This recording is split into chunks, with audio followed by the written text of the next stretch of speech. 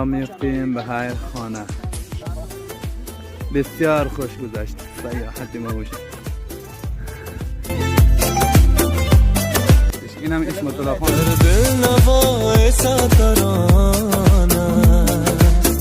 وجودم پر ز شعر عاشقانه است.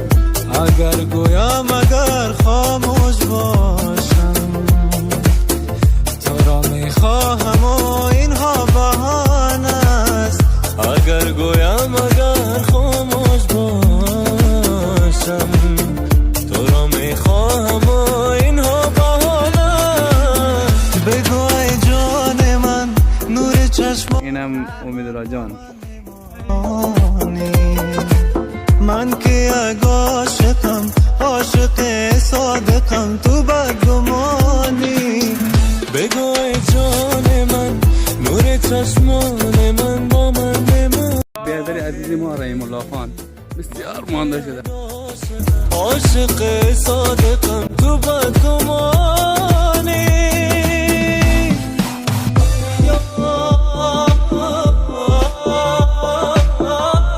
امیدالله خان یک دیگه هم نمیدیش.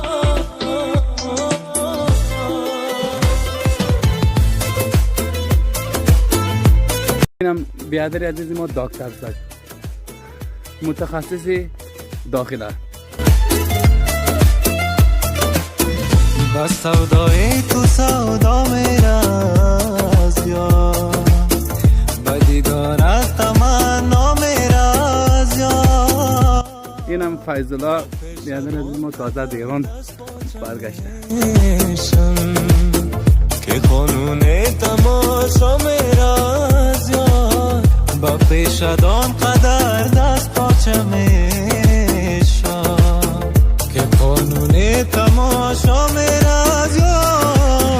بگو ای جان من نور چشمان من با من میمانی.